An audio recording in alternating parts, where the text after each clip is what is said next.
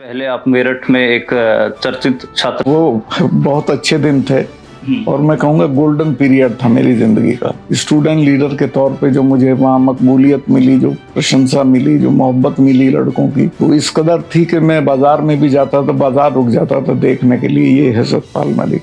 लाठीचार्ज हुआ था, मेरे चोट लग गई थी, मैं आंदोलन में जेल गया, मेरी एमएससी छूट गई, लेकिन मैं संघर्षरत रहता था। और मैंने वहाँ मेरठ कॉलेज में 3 बार प्रेसिडेंट रहा लगभग। मुझे चौधरी साहब ने बुलाया और कहा कि देखो बेटा, मेरी ये मजबूरी है और मैं तुम्हें निकाल रहा हूँ, तुम तो कर खा लोगे, कहीं भी ये नहीं बढ़ेगा अजीत सिंह, इसलिए मेरे परिवार ने मेरे पे प्रेशर कर रखा है। तो उन्होंने मुझे फिर निकाल दिया।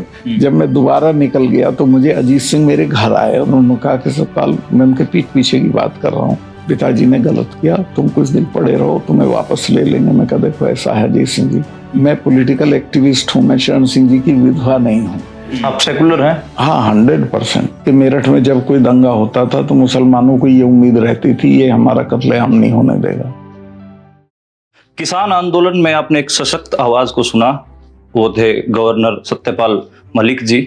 वो लगातार सरकार से कह रहे थे कि आप इन कृषि कानूनों को वापस ले लीजिए, वरना आपको जो परिणाम होंगे वो अच्छे नहीं होंगे आपके लिए। आपके हाथ से राजस्थान, पश्चिम उत्तर प्रदेश, पंजाब और हरियाणा निकल जाएगा। उनकी आवाज़ एक हिसाब से सुनी भी गई और 19 नवंबर 2021 को कृषि कानून प्रधानमंत्री को वापस लेने पड़े।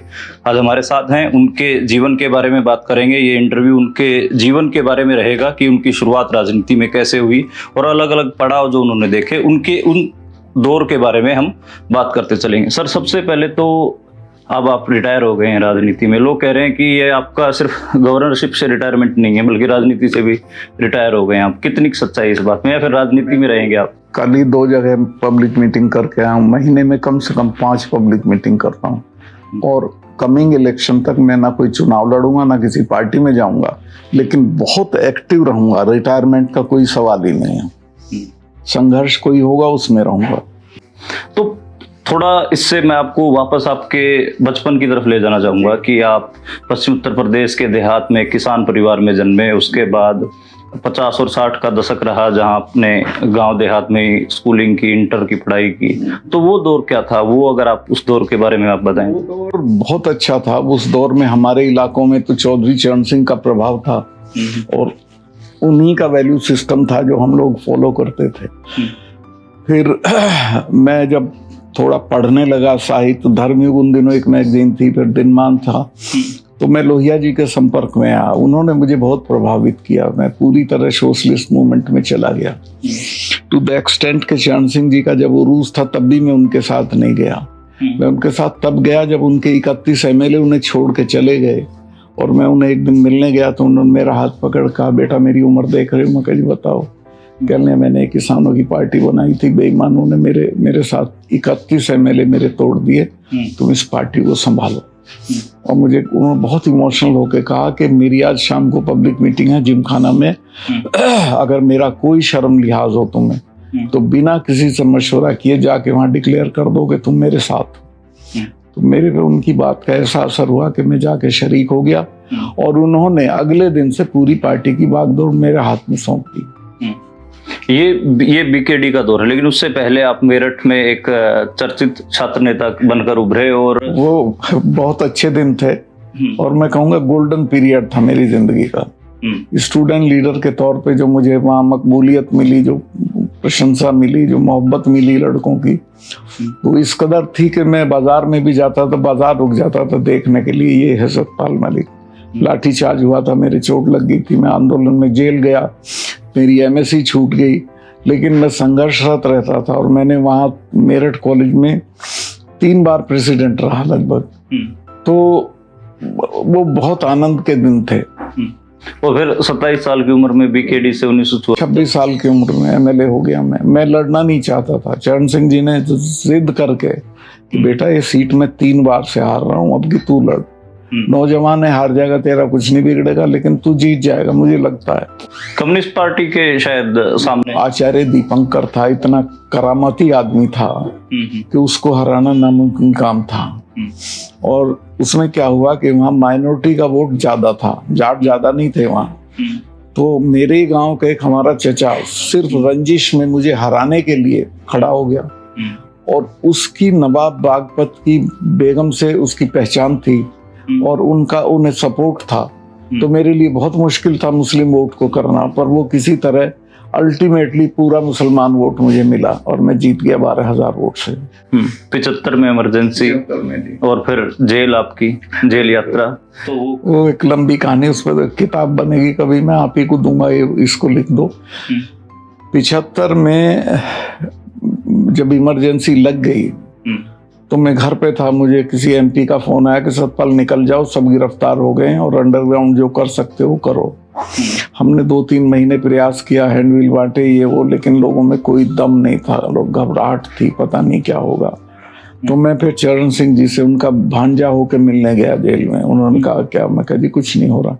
कहने फिर तुम भी सत्याग्रह करके जेल चले आओ।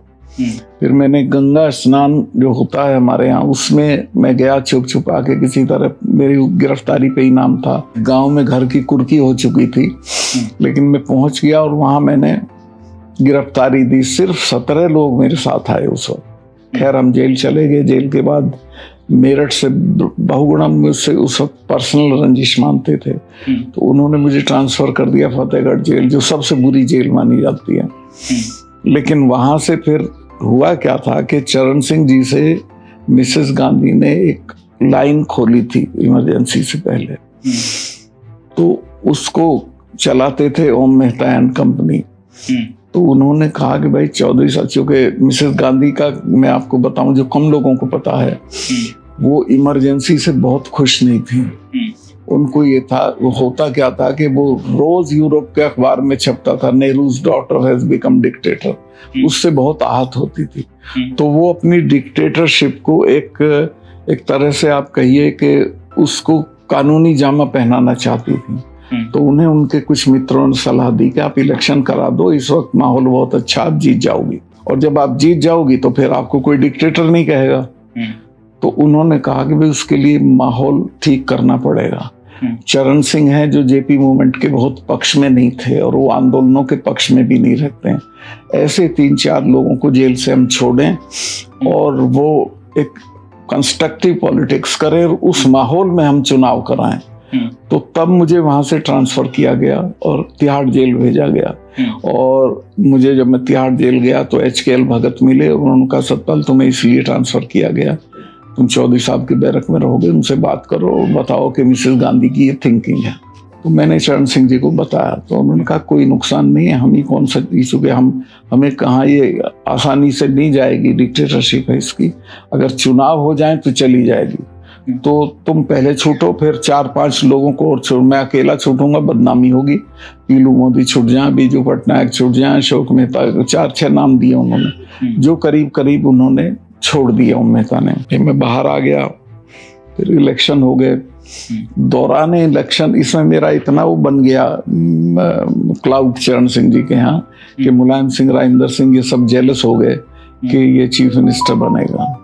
तो उन्होंने चौधरी साहब के कान भरना शुरू कर दी और मुझे इलेक्शन से पहले पहले पार्टी से निकलवा दिया, ये कह के कि चौधरी साहब आपकी बदनामी हो रही है, इसकी चूंकि पता लोगों को चल गया कि आप बात करके छूट के आए हो, आपकी प्राइम मिनिस्टरशिप खतरे में जाएगी, आप इस पे एक्शन ले दो, अपने घर का आए तो कभी वापस ले लेना। तो उन्होंने मुझे बुला के कहा कि बेटा मेरी मजबूरी है। मैं कहा ठीक है समझो। तो मुझे निकाल दिया। वो पीरियड मेरे लिए बहुत खराब था, 2 साल का। उस एलिगेशंस भी चलते थे कि आप पैसा इकट्ठा कर रहे थे। ऐसा तो मैंने किसी से कभी लिया नहीं। तो एलिगेशंस तो चूंकि लगाने ही थे जब कुछ था, तो पर चौधरी साहब ने कभी नहीं कहा। उन्होंने जो पॉल ब्रास की किताब है उसमें भी लिखा है, मेरे पक्ष में लिखा है कि मुझे लोगों ने मिसगाइड करके उसको निकलवा दिया, और नहीं तो मैं उसको चीफ मिनिस्टर बनाता। खैर एनीवे, उसमें मैं स्ट्रगल करता रहा, काम करता रहा। जब चौधरी साहब का डिक्लाइन होने लगा तो उन्हें याद आया, फिर मुझे बुलाया उन्होंने, जब वो बर्खास्त किए मुरार जी ने, और कहा कि सतपाल अब संभालो, सब गड़बड़ हो गया। फिर मुझे जनरल सेक्रेटरी बना दिया लोक दल का। फिर मैंने काम किया, कोई चुनाव नहीं लड़ा, टिकट नहीं मांगा, तो एक साख हो गई कि हाँ भाई हरियाणा का सारा लोक दल, देवीलाल जी तो बहुत लेटर स्टेज पे आए, मेरा बनाया हुआ मैंने और चांदराम ने घूम घूम के लोक दल खड़ा किया, और नेशनल लेवल पे चौधरी साहब की पूछ हो गई, पकड़ हो गई, और माहौल बन गया लोकदल के पक्ष में। और चौधरी साहब को जब प्रधानमंत्री बनाने का आया तो राजनाथ जी भी उनके बहुत भक्त थे, लेकिन एक स्टेज पे चूंकि मोरारजी देसाई और राजनाथ जी की एक बिरादरी थी, तो एक स्टेज पे वो भी चौधरी साहब को चुप लेट गए और उन्होंने मोरारजी को बनने दिया, वरना चरण सिंह जी बनते। चूंकि उनके चौधरी साहब के पास लगभग 90 MLAs थे, तो चौधरी साहब को चोट बहुत गहरी पहुंची कि देखो मेरे नाम पे चुनाव लड़के आए, पूरे उत्तर भारत में मेरे MLAs हैं और मेरा नाम तक पेश नहीं हुआ प्रधानमंत्री के लिए। तो खैर मैं लगा रहा उनका चौधरी साहब का सिस्टम बढ़ाने में। तो यहाँ तक का तो ये सफर है। पर 84 में एकदम कांग्रेसी हो गए आप, अरुण नेहरू और इनकी वो भी सुनो उस वक्त मैं ब्लू आइड बॉय था चरण सिंह जी का, लेकिन जब अजीत सिंह अमेरिका से आ गए और चौधरी साहब चाहते नहीं थे अजीत सिंह को आगे करना, फैमिली का प्रेशर आया और फैमिली ने कहा कि पापा आप अजीत सिंह को बढ़ाओ। तो खैर वो सकम कर गए और फिर उन्हें ये भी राय दी गई कि अजीत सिंह भी रहेगा और सतपाल मलिक भी रहेगा, तो अजीत सिंह नहीं बढ़ पाएगा क्योंकि तुलना करेंगे लोग, एक ही जाति के लोग हैं, वो डायनेमिक है, ये कुछ है नहीं, तो आप सतपाल को निकाल दो पार्टी से। ये उनको एक उनके पॉलिटिकल गुरु थे दुबलीश जी, उन्होंने सलाह दी। तो मुझे चौधरी साहब ने बुलाया और कहा कि देखो बेटा मेरी ये मजबूरी है और मैं तुम्हें निकाल रहा हूँ, तुम तो कर खा लोगे कहीं भी, ये नहीं बढ़ेगा अजीत सिंह, इसलिए मेरे परिवार ने मेरे पे प्रेशर कर रखा है। तो उन्होंने मुझे फिर निकाल दिया।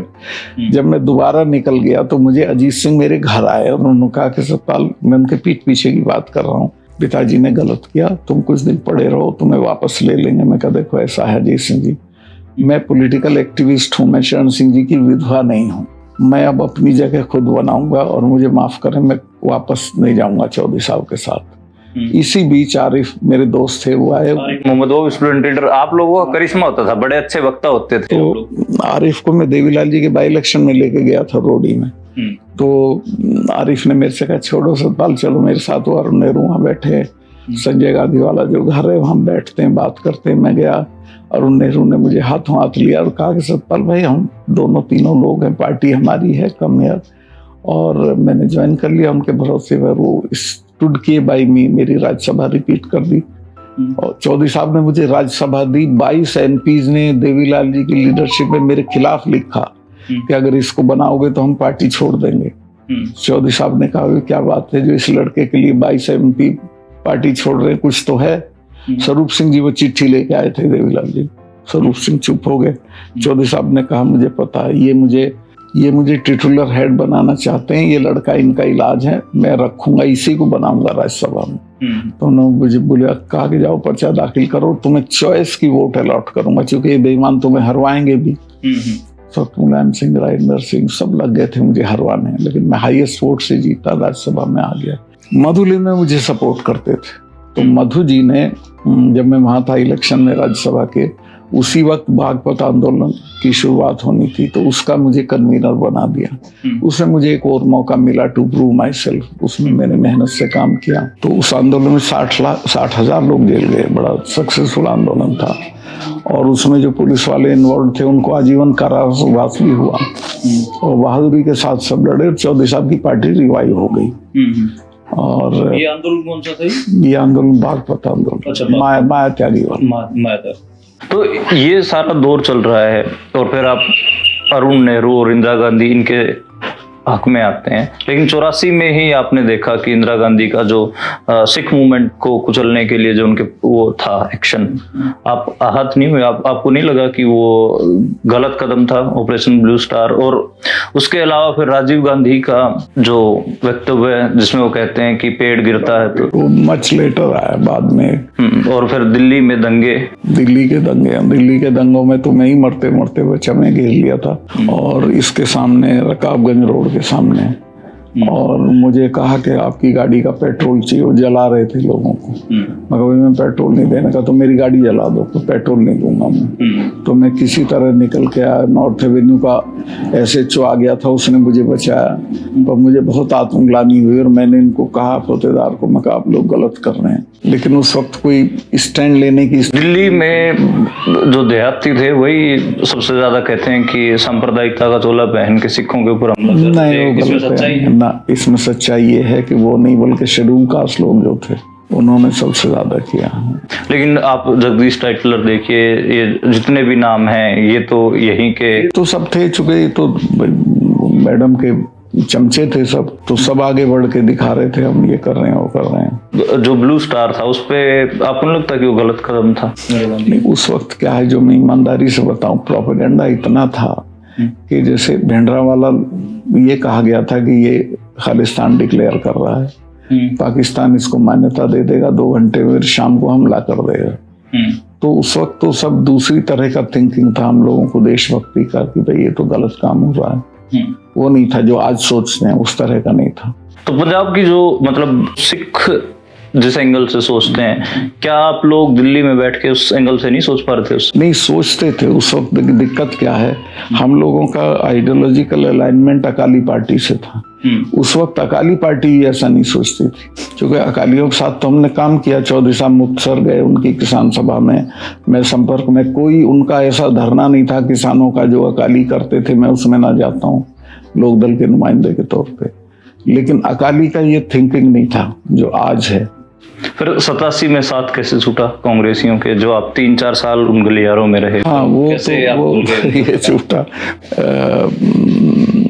राजीव गांधी के यहाँ सोनिया का वर्चस्व बहुत हो गया, और उन्होंने, अर्जुन सिंह ने सोनिया को ये बहका दिया कि ये अरुण जो है तुम्हें डिसलॉज करेगा, इसको निकाल दो। तो अरुण नेहरू को उन्होंने ड्रॉप कर दिया। तो मैं गया अरुण नेहरू, चूंकि मुझे मेरी राज्यसभा अरुण नेहरू ने कराई थी रिपीट, तो मुझे व्यक्तिगत भी रहता था कोई मेरे पे एहसान करे तो मैं उसके लिए। तो अरुण नेहरू की आंख में मैंने पानी देखा, तो मैंने कहा भाई साहब आपके साथ कोई हो ना हो मैं खड़ा रहूंगा। और मैं उनके यहाँ सुबह शाम जाने लगा, और फिर उसी में भी आरिफ भी निकल गए थे उस पे शाहबानों पे। तो आरिफ, मैं, अरुण नेहरू, वीपी सिंह, रोज हम लोगों की मीटिंग होने लगी। And in the mean time, हाँ, वीपी सिंह जी का जलसा था गोरखपुर में। वीर बहादुर, वीपी सिंह बस में बैठे रहे, वीर बहादुर ने जलसा नहीं होने दिया। तब शाम को हम लोगों की बैठक हुई, क्या करें? मैं कहा जी आप चलो, हम आपको हरिद्वार लेके चलते हैं, सारे रास्ते आपका स्वागत कराएंगे, फिर आपकी मुजफ्फरनगर में मीटिंग करेंगे, बड़ौत में करेंगे। तो जब हम वीपी सिंह की गुडविल तो थी, सारे रास्ते जाट लोग निकल आए रास्ते में वीपी सिंह का स्वागत करने को, हल्ला मच गया। जब हम हरिद्वार से लौटे हैं तो मुझे रास्ते में कहा आरिफ ने कि मैं ऐसा कर दूंगा, आज ही एक्सपेल हो जाओगे सब। उसने हरिद्वार में आरिफ ने स्पीच करी जिसमें इटालियन जूता, इटालियन ये, इटालियन वो कर दिया। रात 9 बजे तक एक्सपेल्शन हो गए सबके, और जनमोर्चा बन गया। जनमोर्चा बना। उससे पहले थोड़ा सा मैं आपको वापस ले जाना चाहूंगा कि आप जो बात कह के पब्लिकली तो आपने कहा कि बोफोर्स स्कैम की वजह से आप पार्टी छोड़ रहे हैं और वीपी सिंह के साथ गए। वीपी सिंह, आप मतलब वो ऐसा दौर आ गया था कि आपके बारे में कहा जाने लगा था कि हर 4 साल में 5 साल में आप दल बदल रहे हैं। तो उससे नहीं, दल बदलना मेरी चॉइस नहीं थे, कंपल्शन थे। या तो कोई मुझे निकाल देता था, ये चरण सिंह जी ने 2 बार निकाला मुझे 4 साल की अवधि में, या कांग्रेस ने एक तरह से फोर्स ही की हम लोग। राजीव गांधी ने, जब राजीव गांधी वीपी सिंह को निकाल रहे थे, आरिफ को निकाल रहे थे, अरुण नेहरू को नहीं, तो मैं तो इनके साथ ही था, फिर मैं स्टैंड लेता था। मैं कोई पर्सनल किसी रीजन से कभी दल बदल नहीं किया।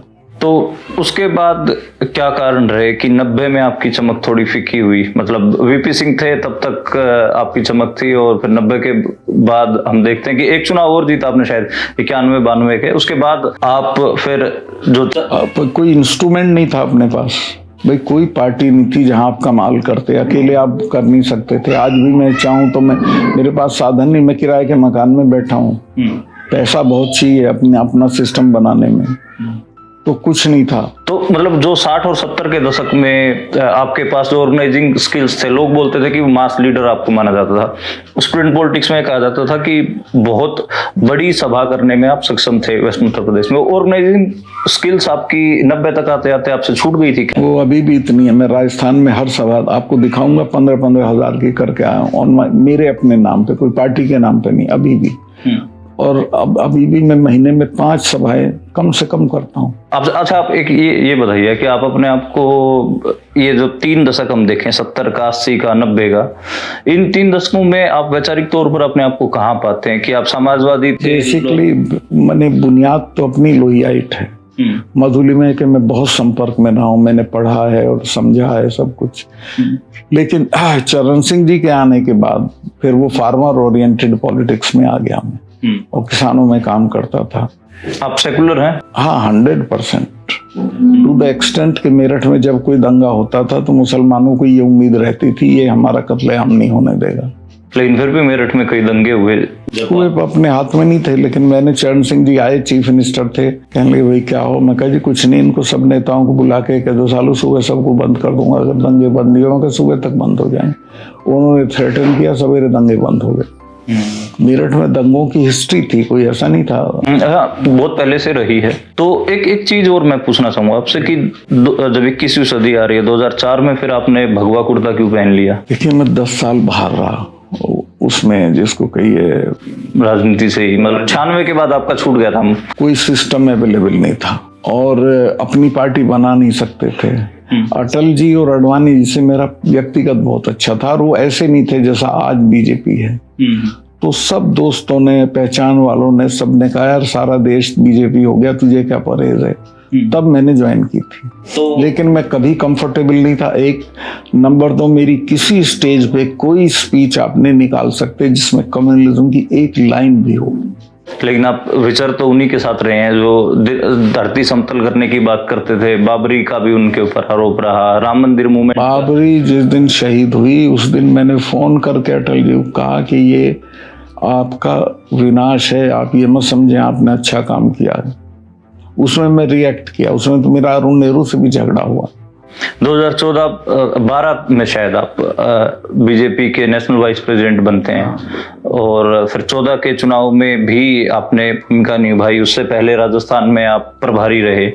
ये ऑर्गेनाइजेशन में काम करते हुए, बीजेपी के ऑर्गेनाइजेशन में आपको कहाँ पर आपको कमियां लगी? आपको लगा कि आप किस लिए असहज इतना महसूस करता था मैं जब वो आरएसएस का जो कब्जा था उसमें असहज महसूस करता था।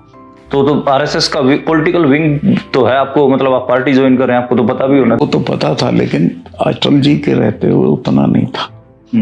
भाई अटल जी ने तो मोदी को कह दिया था ना कि राजधर्म निभाओ। वो तो अरुण जेटली और इन्होंने नहीं होने दिया, अडवाणी जी ने, वो तो तभी हटा रहे थे। अटल जी नरेंद्र मोदी को चीफ मिनिस्ट्री से हटा रहे थे दंगे के बाद। 17-18 में आप गवर्नरशिप के लिए जब आपका नाम चला तो आपकी इच्छा थी कि वो राजनीति करें या फिर, क्योंकि गवर्नर बन जाने के बाद ये माना जाता है कि पार्टी चाह रही है कि आप रिटायर हो जाएं। मुझे लगता था कि मेरे पास अब कोई इनिंग नहीं है खेलने को, तो मैं इसी में जो कंस्ट्रक्टिव काम कर सकूंगा करूंगा। बिहार में मैंने एजुकेशन के फील्ड में बहुत काम किया। 35 साल बाद स्टूडेंट यूनियन के इलेक्शंस कराए, 35 ईयर्स के बाद। और वहाँ बीएड के कॉलेजों में बहुत धांधली थी। 110 कॉलेज थे नेताओं के, जिनमें ना कोई फैकल्टी थी, ना पढ़ाई होती थी। दाखिले में फीस और फिर डिग्री लेते में पैसा ले लेते थे, डिग्री दे इम्तिहान में नकल करा देते थे। तो मैंने उसको खत्म करके सिस्टम को वहाँ वो सेंट्रलाइज्ड इम्तिहान कर दिया। तो फिर गरीबों के लड़के पास होने लगे उसमें और बिना पैसे के, तो उसका बहुत अच्छा असर हुआ। तभी मुझे बुला के इन्होंने कहा अमित शाह जी ने कि तुम्हें कश्मीर जाना। मैं कहा जी मैं तो वहाँ के रास्ते भी नहीं जानता।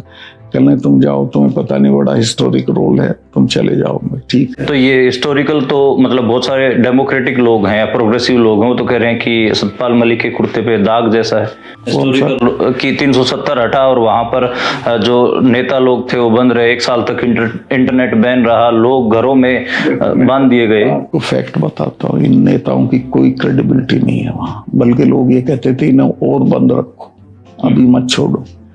दूसरे 370 तो एक तरह से नेशनल इमेजिनेशन में था देश के कि ये गलत है।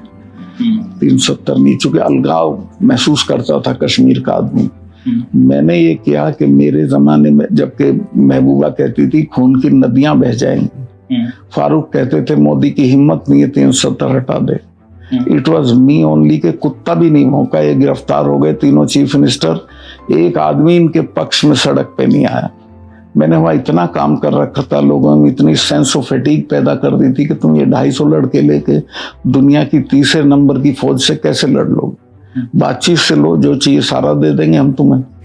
पर हुआ तो नहीं। अब जो कश्मीर की रेजिस्टेंस मूवमेंट, ठीक है कि आप उनके उन लोगों का जिक्र कर रहे हैं जो लगातार इंडियन स्टेट के संपर्क में रहे, उनका एजेंडा प्रचुरते रहे या फिर किसी भी किस्म के फायदे लेने की कोशिश करते रहे, लेकिन वहां पर रेजिस्टेंस मूवमेंट भी तो बहुत बड़ी है। वहां पर बच्चा नौजवान, मैंने खुद वहां पर रिपोर्टिंग की है, देखा है, मैंने महसूस किया कि वो नेशनलिटी के क्वेश्चन को कितना सीरियसली लेते हैं। तो आपको नहीं लगता कि उस रेजिस्टेंस मूवमेंट की आपने अनदेखी की और उनके ऊपर जुल्म जबर हुआ? नहीं, जुल्म जबर कुछ नहीं हुआ। घरों में बंद रहे हैं वो, एक सवा साल तक घरों में बंद रहे। उसके अलावा बहुत सारे लड़कों को, अब जो मिलिटेंसी छोड़ चुके थे, उनको भी दोबारा जेलों में डाला गया। तो आप एक को भी नहीं डाला गया। ये मलिक, जो यासीन मलिक है, ये जेल, यासीन मलिक, ये तो सब दिल्ली के बनाए हुए हैं। ये लोग सारे, सलाउद्दीन, यासीन मलिक, सब चुनाव लड़ रहे थे और ये जीत रहे थे। काउंटिंग में इनको हरवा दिया दिल्ली ने। इसके बाद इन्होंने हथियार पकड़े। मैंने तो वहाँ एक बयान दिया कश्मीर में कि ये कश्मीर की प्रॉब्लम 50% इन लोगों की पैदा की हुई और 50% दिल्ली की पैदा हुई। भाई बख्शी गुलाम मोहम्मद के चुनाव में सबके पर्चे रिजेक्ट कर दिए अपोजिशन के। इसी तरह सलाउद्दीन, यासीन मलिक सब जीते हुए हरा दिए। तो ये तो दिल्ली वालों ने किया उस वक्त। पर मैं अगर आपका पॉलिटिकल स्टैंड जानना चाहूं कि कश्मीर को लेके आपका 370 को लेकर आपका पॉलिटिकल स्टैंड क्या है? मेरा पॉलिटिकल स्टैंड तब भी ये था, और अब भी मैंने बिना कन्विक्शन के नहीं किया। मैं छोड़ देता अगर मुझे गलत लगता, लेकिन ये मुल्क के लिए उस वक्त जरूरी था, क्योंकि कश्मीर के लोगों में जो एलियनेशन है उसको खत्म करने का ये रास्ता था। पर ये आधा हुआ। मेरा कहना था कि इसके बाद आप डेवलपमेंट करो, और जितना वहाँ काम करोगे, आउटरीच करोगे, तो इसका बुरा असर नहीं होगा। वो नहीं किया इन्होंने। गोवा में आप रहे फिर उसके बाद, और फिर कोविड में आपकी मुख्यमंत्री से तनातनी हो गई और मुख्यमंत्री ने आपका ट्रांसफर करवा दिया। वो क्या वाकया था? भाई गोवा में मैंने हद दर्जे का करप्शन था। मैंने प्रधानमंत्री को, मेरी दिक्कत ये थी कि मैं करप्शन के खिलाफ, बीइंग चरण सिंह का आदमी होने के कारण, रिएक्ट करता था। कश्मीर में भी मैंने 2 डील्स कैंसिल किए जिनमें 150 करोड़ की रिश्वत थी। एक उसमें अंबानी का था। ये मेरे से इसीलिए अगेंस्ट हुआ कि मैंने अंबानी का डील कैंसिल कर दिया, और वो एंटी पीपल था डील। तो गोवा में मैंने जाते ही देखा, वहाँ चीफ मिनिस्टर ने मतलब हद दर्जे का करप्शन कर रखा था। उसके घर में बैठ के जो आरएसएस का संगठन मंत्री था वो पैसे लेता था। तो मैंने इनसे शिकायत की, तो इन्होंने उसका साथ देने, मेरा साथ देने के बजाय उसी का दिया, तो मुझे शिफ्ट कर दिया। मुझे उसका कोई अफसोस नहीं। अफसोस ये कि इनकी इमेज जो मैं मानता था वो नहीं रही मेरी निगाह में। और उसके बाद फिर मेघालय और फिर किसान आंदोलन आ गया, और किसान आंदोलन में आप एक बार दोबारा वोकल हो जाते हैं।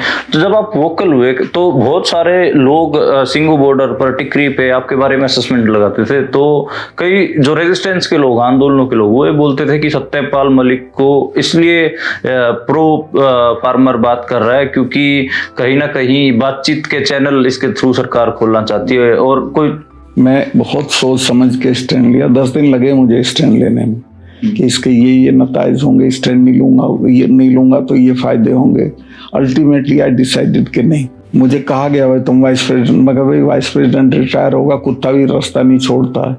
मैं लड़ूंगा अपने लोगों के लिए। तो वो, मैं जब मोदी से मिलने गया तो मेरी पहली मुलाकात में तू तड़ाक हो गई। उन्होंने मेरे से कहा तुम नाराज हो गया? मैं कहा मैं नाराज नहीं हूँ, मैं चरण सिंह के साथ रहा हूँ। मैंने उनसे सीखा कि अपने वर्गों के जब सवाल आए तो समझौता मत करो, चाहे जो चीज छोड़नी हो। और मैं आपको आज कह रहा हूँ, आप देर कर रहे हैं, इसको जितना जल्दी आप खत्म कर दो। फिर मैंने सिखों का डराया उसको, और डर गया। अब तो जा रहा है सब गुरुद्वारों में। आपने, मैं स्टेटमेंट याद है इंदिरा गांधी की आपने बात की, और एक उसके बाद आप जो स्टेटमेंट आपने दी 2019 के बाद, वो बहुत सारे गोवा में भी फोक सिंगर्स की जुबान पे चढ़ गई। सिद्धू मूसेवाला ने भी आपकी, हाँ, गोवा के तो 3 फोक सिंगर्स ने गाना गाया राजभवन के सामने खड़ा होकर मेरे तबादले के बाद। और सिद्धू मूसेवाला ने भी वो इंदिरा वाली जो लाइन थी आपके अपने गाने में, उन्होंने कोट की। उसको इन्होंने हटवा दिया उससे, यूट्यूब से। अच्छा, गाने को हाँ, गाने को ही हटवा दिया 3 दिन बाद। हालांकि तब तक तो वो फैल चुका था बहुत। अच्छा, मैं मतलब एक किसी पॉलिटिकल सीनियर पत्रकार से बात कर रहा था, तो उन्होंने कहा कि 55 साल आपकी पॉलिटिकल लाइफ हो चुकी है, एक्टिव पॉलिटिकल लाइफ जिसको कहें, तो कहीं ना कहीं आपके अंदर ये मलाल बचा हुआ है कि आप इतनी लंबी पॉलिटिकल लाइफ के बाद भी कोई बहुत ऐसे मतलब बड़ा काम नहीं कर पाए जिसको मतलब आप किसान परिवार से आते थे तो किसानों के लिए कि लोग याद कर पाए। इसी टीस में अभी आप जी रहे हैं और इसी टीस में आप अभी मुझे इसका मैं हर वक्त किसानों के पक्ष में रहा, चरण सिंह जी के साथ रहा, वो भी किसानों के पक्ष में होना था, बाद में भी इस आंदोलन में भी। मुझे इतना काफी है, मुझे कोई मुख्यमंत्री बनने का कभी सपना नहीं था, और रह भी जाता तो पता नहीं क्या करता, अच्छा करता बुरा करता, मुझे कोई टीस नहीं है। असली चीज ये है कि मैं हर समय पे इतिहास के सही पक्ष में रहा। अभी आपको क्या लगता है कि आपका जो करियर रहेगा वो चुनावी राजनीति की तरफ रहेगा फिर आंदोलन की राजनीति? क्योंकि हम देखते हैं कि बड़े स्तर पर ग्रामीण संकट वो द्वार पे खड़ा है। जिस राजनीति की अभी आप हामी भर रहे हैं, किसान राजनीति, वो बहुत मुश्किल है क्योंकि 87-88% के करीब छोटी किसानी है। दरमियानी और बड़ी किसानी की अलग बात है, उनकी अलग मौजें हैं, लेकिन आप ये भी तो देखेंगे कि छोटी किसानी जो ग्रामीण संकट है उसको तो बर्बाद कर रहे हैं। उसके तो एक ही चीज थी, फौज में लड़के चले जाते थे, वो भी खत्म कर दिया। और दिक्कत क्या है कि उसकी बेचारे की आवाज भी नहीं है। तो इसलिए मैं पूछ रहा हूँ कि आप चुनावी राजनीति या फिर आंदोलन? चुनाव, मैं कोई चुनाव नहीं लड़ूंगा, दूसरे मैं कोई पार्टी नहीं ज्वाइन करूंगा, लेकिन चुनाव में मैं हिस्सेदारी करूंगा और मैं उन फोर्सेस को सपोर्ट करूंगा जो प्रो किसान हो और एंटी मोदी हो। और आंदोलन जो होगा उसमें जाऊंगा, सब जगह बैठूंगा, जेल जाना होगा जेल जाऊंगा। और जो ऑर्गेनाइजिंग स्किल्स आपकी 60 और 70 के दशक में छूट गई थी, वो उतनी ऑर्गेनाइजिंग स्किल्स आप दोबारा इकट्ठा करेंगे? देखिए, उसमें होता आप पे अगर इंस्ट्रूमेंट है तो आप करते हो, बिना इंस्ट्रूमेंट के नहीं कर पाते। तब मेरे पास पार्टी थी, अब मेरे पास कोई सिस्टम नहीं है। अब तो जो लोग कर रहे होंगे उसी में हिस्सेदारी करूंगा, घूमूंगा। बस ना, कुछ आखिरी के 2-4 सवाल हैं, वो सूबों के पर्टिकुलर हैं। जैसे पंजाब है, पंजाब में अब अमृतपाल का राइज है, सिख पॉलिटिक्स का राइज, इसको आप कैसे देखते हैं? देखिए, अमृतपाल का राइज कोई वनडे फिनोमेना नहीं है। सिखों की जो ग्रीवेंसेस हैं वो अभी तक आपने मीट आउट नहीं की हैं टू द एक्सटेंट किसी भी पार्टी ने 84 के दंगों पे उस तरह से विचार नहीं किया जैसे होना चाहिए था। एक नेशनल कंसेंसस बनती कि भाई यार सॉरी गलती हो गई, और वो लोगों में वो हो जाता। वो अभी पीस है सिखों में। जब मैं अमृतपाल को भी देखता हूँ तो मुझे लगता है कि भाई ये कोई गलत नहीं कर, लेकिन उसका रास्ता ठीक नहीं है। उस रास्ते पे जाके भिंडरानवाले ने कितने सिख नौजवानों को मरवाया। अल्टीमेटली एक किताब पढ़ी थी मैंने, लेस्ली मैकफर्लेन करके राइटर था, उसकी इमरजेंसी में एक वक्त ऐसा था कि जिसमें हम वायलेंस की तरफ बढ़ रहे थे, लेकिन वो मैंने स्टेट एंड वायलेंस करके थी। उसमें ये था कि वायलेंस जो है वो स्टेट को सूट करती है। स्टेट को आपको क्रश करने का लॉजिक मिलता है जब आप वायलेंस करते हैं। तो ये अमृतपाल हो या भिंडरावाला हो, ये स्टेट के हाथ में खेल गए। लेकिन बहुत सारे हम दुनिया भर में नेशनलिटी की मूवमेंट हो या फिर कोई मार्क्सिस्ट लड़ाइयाँ हो, वो तो हम वायलेंट ही देखते हैं। वो एक ताकत है, कोई आपको ऐसे थाली में परोस के क्यों देगा? वो एक दौर है जो हो गया, वो संभव नहीं, चूंकि स्टेट अपरेटस इतना पावरफुल और साइंटिफिक हो गया है। फिर ये आपका मीडिया और सारी चीजें कि आप वायलेंस करके आइसोलेट हो जाते हैं। मैं अब सवाल दूसरा राजस्थान के बारे में पूछना चाहूँगा। चुनाव हैं अभी नवंबर में, और लगातार वहाँ पर कुछ लोग हवा बनाते हैं कि आज तक किसान मुख्यमंत्री नहीं बना। उनकी उसके लिए किसान नेता खुद जिम्मेवार हैं। वो आपस में इतनी रंजिश रहती थी। जिस साल रामनिवास मिर्धा जी इलेक्शन लड़ने गए, 2 वोट से हारे वो। 5 जाटों ने उनके खिलाफ वोट किया। आप क्या देखते हैं राजस्थान की पॉलिटिक्स को, जो अब चुनाव होने जा रहा है, इसमें आपकी ऑब्जर्वेशंस क्या हैं? जो 2-4 ऑब्जर्वेशन जो आप बताना चाहें। देखिए, राजस्थान में अगर बीजेपी ने वसुंधरा को प्रोजेक्ट कर दिया और ये लगा कि यार ये तो बीजेपी जीत जाएगी, वरना बीजेपी नहीं जीतेगी। अशोक गहलोत को आप कैसे देखते हैं? देखिए, अशोक गहलोत बहुत कॉम्पिटेंट आदमी है और ये शो करता है कि उसकी बिरादरी नहीं है वहां, और उसके बाद वो लगातार चीफ मिनिस्टर है। एक वो किसी को आसानी से ऑफेंड नहीं करता है जब तक उसी के ऊपर कोई चीज ना आ जाए, और कामयाब चीफ मिनिस्टर के तौर पे जाना जाता है। और हरियाणा की राजनीति की बात करें तो चौटाला परिवार, जो लोकदल पॉलिटिक्स है वो 2-3 फाड़ हो चुकी है, लोकदल पॉलिटिक्स का कुछ बचा नहीं है। और वहाँ पर हम देखते हैं कि जाट नॉन जाट की जो पॉलिटिक्स है वो भी बीजेपी ने उसको हवा दी है। तो और मतलब हुड्डा को भी इतना फ्री हैंड हम देख नहीं, हमें देखने को मिलता नहीं, अब उनको काफी फ्री हैंड मिला, अब नहीं होगा तो पब्लिक उसको इसकी राहुल की यात्रा के बाद इन लोगों को भी ये हुआ कि इसी का है, इसको फ्री हैंड देंगे और यही आएगा। तो और मतलब इस जाट नॉन जाट की पॉलिटिक्स के पार आप इस हरियाणा को कैसे देखते हैं कि ये जाट नॉन जाट की पॉलिटिक्स है, इसको ये कैसे हटेगी या फिर क्या ये नुकसान तो करेगी? नहीं, इसमें जाट लीडर्स को ये समझना पड़ेगा कि बिना गैर जाटों को साथ लिए नहीं हो सकता है। देवीलाल जी की भी एक खूबी मैंने देखी, सैनियों को जोड़ते थे, रोड को जोड़ते, सबको जोड़ते थे। तो ये इनको करना पड़ेगा, क्योंकि वरना ये अटेम्प्ट है बीजेपी का कि जाट वर्सेस ऑल कर दो, ये नहीं होने देना चाहिए। जाट नेता हुड्डा को भी नहीं होने देना चाहिए। पश्चिमी उत्तर प्रदेश के लिए आप कैसे आशावान हैं? क्या आपको भविष्य? पश्चिमी उत्तर प्रदेश में मैं जयंत को सपोर्ट करता हूँ जहाँ भी मौका मिलता है, क्योंकि वो हमारे नेता का पोता भी है और भला लड़का है। लेकिन उसमें जो डायनेमिज्म की जरूरत है वो नहीं है। उसको वहाँ किसी ना किसी इशू पे लड़ाई पे कूदना चाहिए, तो उसमें लोग उसको हाथों हाथ लेंगे, लोगों का सपोर्ट है उसको। लेकिन पश्चिमी उत्तर प्रदेश की राजनीति में एक खराबी है कि इवन जाट में भी कम्युनलिज्म आ गया है काफी दूर तक, मुजफ्फरनगर के दंगों के बाद। और मैंने मुजफ्फरनगर के दंगे अपनी आंखों से होते हुए देखे हैं। उसको बालियान के जरिए जानबूझ के दंगे कराए गए थे। आप भी तो उस दल में थे? हाँ, मैं रिएक्ट किया, मैं तो उसके पक्ष में नहीं था कि इस तरह से हो। मैंने तो सब वहाँ संभाल दिया था। लेकिन फिर दोबारा पंचायत की गई जिसमें दंगा हुआ, उसकी कोई जरूरत नहीं थी, एक पंचायत हो चुकी थी। तो दोबारा हुई तब मैं समझ गया था डिजाइन है झगड़ा कराने का, वो हो गया अल्टीमेटली। और उसमें अनफॉर्चुनेट बात ये हुई कि एक गाँव में मुसलमानों ने भी गलती की। जो हमारा मलिकों का दादा है वो आ रहा था, उसे घेर लिया। रात में प्रचार हो गया फुगाना गांव में कि दादा मार दिया रात। तो सवेरे 4 बजे के बाद वहाँ मलिकों गांव में दंगे हो गए, ज्यादा कैजुअलिटी वहीं हुई। फिर 10 बजे तक वो समझ में आया कि नहीं दादा सेफ है, वो त्यागियों गांव में चला गया था।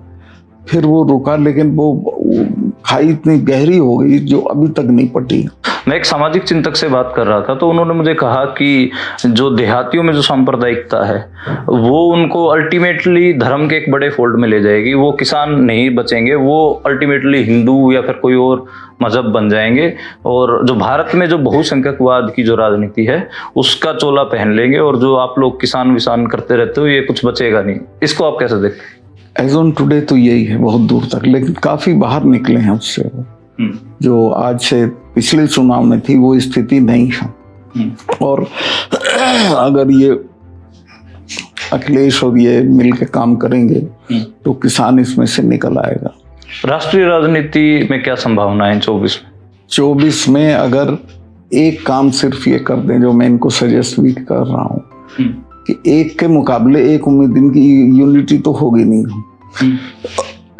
ये एक कैंडिडेट यहाँ आपका है, यहाँ कोई ना खड़ा करे, एक के मुकाबले एक उम्मीदवार कर देंगे तो 100% 200 से कम सीट आएंगी बीजेपी।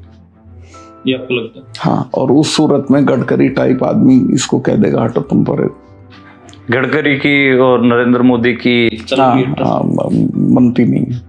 और गडकरी साहब कितने मजबूत आपको दिखते हैं? बहुत मजबूत है, पूरा सपोर्ट है उनको आरएसएस का भी, और अदर पब्लिक सपोर्ट बहुत है। क्योंकि उसने इतना काम किया, किसी मिनिस्टर ने काम ही नहीं किया इस गवर्नमेंट में तो गडकरी के अलावा। अच्छा, बस एक आखिरी सवाल है, आपको अब इस 50 साल के करियर में कभी लगा कि आपसे कोई गलती हुई? बहुत हुई, एक क्यों, बहुत सारी गलतियां हुई। ये एक ऐसी गलती जिसको आपको लगता है कि मुझे इस इंटरव्यू में याद करना चाहिए और उसके लिए आप अपने आप को सुधारना चाहें? नहीं, सुधारने लायक तो कोई गलती नहीं करी मैंने कि मैंने कोई भाई इमोरल काम कर दिया हो या गलत काम कर दिया हो। लेकिन गलती यही होती है कि किस वक्त आप इतिहास के किस पक्ष में खड़े हैं। तो मैं ज्यादातर तो गलत पक्ष में ही खड़ा रहा हूँ, मैं पॉपुलर पक्ष की तरफ नहीं रहा जनरली। तो आपको ये लगता है कि आप जो मौके पर जो घट रहा होता है उसमें आप सही जगह पे नहीं नहीं नहीं, उसमें देखिए मेरे पूरे एक्शंस में आपको कहीं अपॉर्चुनिज्म नहीं मिलेगा। जिससे मुझे फायदा होना था वो काम नहीं किया मैंने, वो गलती हुई, बाकी कोई गलती नहीं। तो एक बस आखिरी सवाल है कि ये जो ग्रामीण संकट है इसको आप कैसे देखते हैं, इसका समाधान कैसे देखते हैं? इसका समाधान लड़ने से है। एक बार शिवाजी के जो गुरु थे, समर्थ गुरु रामदास, वो हमारे यहाँ गए थे। बावली गांव के पास एक छोपू टीला है, वहाँ उन्होंने प्रवचन दिया 5 दिन। और आखिरी दिन किसानों से उन्होंने कहा, भाई मैं तुम्हें 5 दिन प्रवचन दिया, तुम मेरी कुछ बात समझे हो? तो एक जाट खड़ा हो गया, उन्होंने कहा जी मैं समझाऊं कि बता। कहने लगे जी जो कौम रुख का रौला करेंगी वो जिंदा रहेंगी। तो किसानों के वर्तमान संकट का एकमात्र हल है कि किसान अपने छोटे बड़े सब सवालों पर लड़ने की आदत डालने और लड़ें, तो संकट हल हो जाएंगे। जी शुक्रिया सत्यपाल जी।